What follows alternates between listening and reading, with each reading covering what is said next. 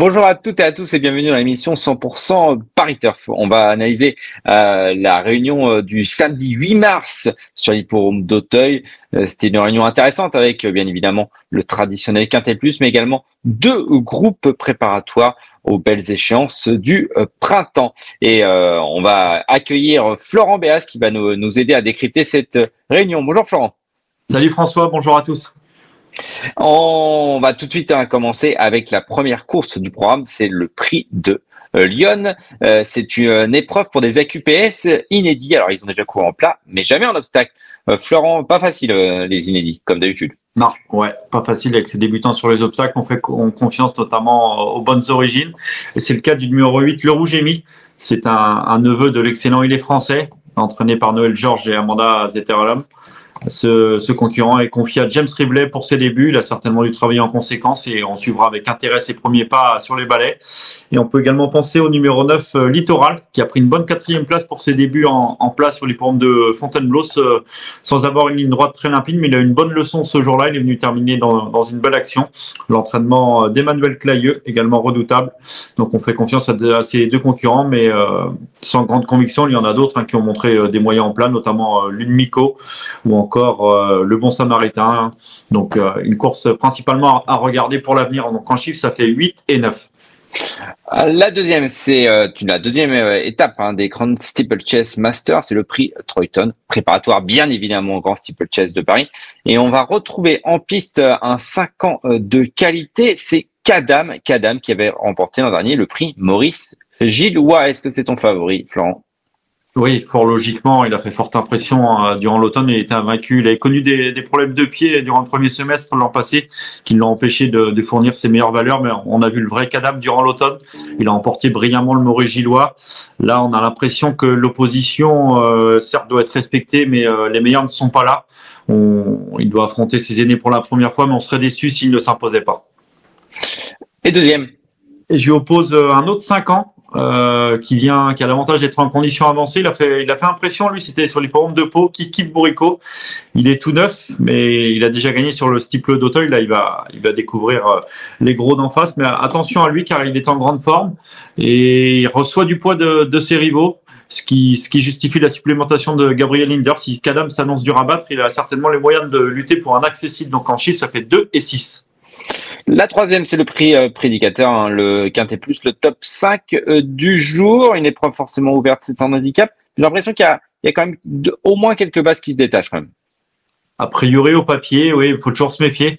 On peut notamment faire confiance à la ligne du prix Beugnot, le Quintet référence, même si la distance sera allongée de 300 mètres cette fois, et une piste qui sera certainement quelque peu raffermie, une piste qui est annoncée collante samedi à Auteuil. Et moi perso, j'ai retenu le numéro 3, New President, un concurrent qui est très régulier. Lui aussi est en condition avancée après avoir réalisé un bon meeting de Pau. Il a déjà bien fait sur l'hippodrome d'Auteuil. Et si le terrain ne se raffermit pas trop, il a certainement les moyens de poursuivre sur sa lancée malgré ses 70 kilos. Il s'annonce très compétitif et je pense également au numéro 11 de Furioso qui semble meilleur que jamais à l'âge de 8 ans. Après avoir terminé 4e d'un quintet palois, il vient de renouer avec la victoire. Certes, le lot est inférieur, mais il s'est vraiment imposé très facilement. Son poids a logiquement été revu à la hausse, mais il faut profiter de sa grande forme en ce début de saison. On fait appel à Félix de Gilles. Il va tenter de confirmer ses bonnes dispositions. Donc en chiffre, ça fait les numéros 3 et 11. La quatrième, c'est le prix Turco. C'est une épreuve qui peut être intéressante. C'est des femelles dès 4 ans qui ont donc forcément pas beaucoup de métiers pour certaines. Florent, tes deux préférés? Je fais confiance à la pensionnaire de Marcel Roland, le numéro 8, Hypon Dynamite, qui a fait impression. C'est une concurrente bien née. Elle a fait impression pour ses récents débuts à Fontainebleau. Elle a laissé entrevoir un bon potentiel. On sent une pouliche encore perfectible et qui peut espérer confirmer pour ses débuts à Auteuil. Et je lui oppose le numéro 4, La Roulade, qui a prouvé son aptitude à Auteuil la saison passée. Elle est une nouvelle fois confiée à Baptiste Leclerc et a certainement les moyens de bien faire dès sa rentrée. Donc en chiffre, ça fait 8 et 4. Le T4, la cinquième, c'est le prix Duc d'Anjou, c'est l'autre groupe 3. C'est une préparatoire au groupe 1 c'est quoi? Ça va être le fin mai, comme d'habitude, avec Hacker Dieu Barlet, un autre Arnaud Chahi et François Pamard qui semble vraiment de qualité, qui avait remporté bien évidemment l'an dernier le prix Congrès. Ouais, ces 4 ans, on le Ferdinand Dufort en ligne de mire et une nouvelle fois l'entourage d'Arnaud Chaillet et François Pamard. Et la montre de Gaëtan Mazur sera logiquement favori, un cœur du Berlay qui a fait forte impression durant l'automne. Il a vraiment remporté le prix Congrès brillamment. Il doit rendre du poids à ses rivaux, ce qui n'est jamais simple pour une rentrée. Mais s'il confirme ce qu'il a montré l'an passé, il faudra certainement être fort pour le battre.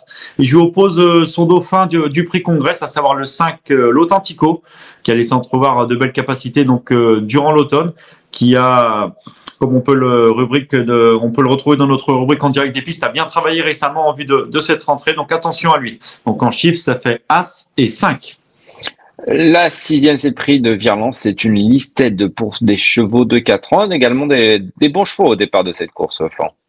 Oui, tout à fait, un lot très intéressant de futurs chevaux de groupe probablement, avec une nouvelle fois l'entraînement royanais d'Arnaud Chaillet et François Pamard qui sera bien représenté avec le rentrant Assadam qui a remporté assez brillamment le prix Emilius pour ses débuts l'automne dernier. Il effectue sa rentrée, mais a certainement dû travailler en conséquence. Un concurrent qui semble promis un très bel avenir et que nous suivrons avec intérêt.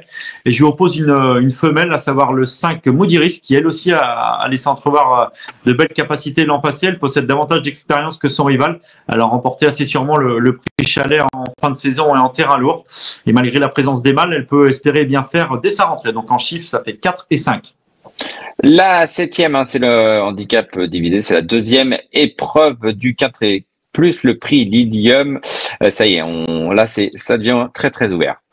Ouais, on descend de catégorie, mais attention, faut respecter ces chevaux de handicap qui font la recette. Et je fais confiance à la ligne du 15 février dernier dans le prix Bougie où Dinosaure terminait 4e pour sa rentrée. Il était certes devancé par Iliva des Obos, la régulière Iliva des Obos, mais Dinosaure est susceptible d'afficher des progrès sur cette reprise de contact et peut espérer prendre sa revanche sur la pensionnaire de Nicolas Devullière qui fait preuve d'une louable régularité qui s'annonce une nouvelle fois compétitive. Donc en chiffres, ça fait les numéros 2 et 5. Et la 8e et dernière, c'est le prix du défilé. Donc, c'est la 3e épreuve du handicap divisé. Pareil, c'est assez ouvert quand même aussi.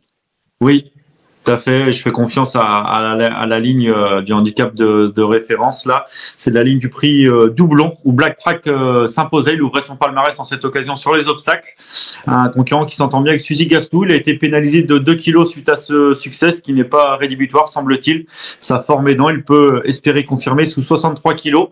Et je lui oppose notamment le numéro 4, Quick Daddy, qui certes n'est pas de tous les jours, mais il a déjà fait ses preuves à plusieurs reprises dans ce genre de tournoi. Il s'entend bien avec Erwan Bureler. Il a prouvé sa forme dans un handicap angevin et il retrouve un lot qui semble à sa portée pour son retour à Auteuil et s'annonce lui aussi très compétitif. Donc en chiffres, ça fait les numéros 8 et 3.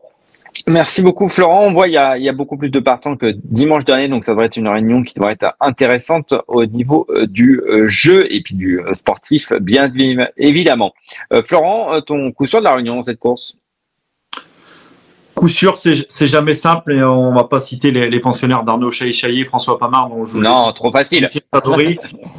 Mais j'aime bien la pensionnaire de Marcel Roland, le 408 Heidbourg Dynamite, qui a vraiment bien fait lors de ses débuts à Fontainebleau, semble promise à un bel avenir et peut espérer doubler la mise dès ses débuts à Auteuil.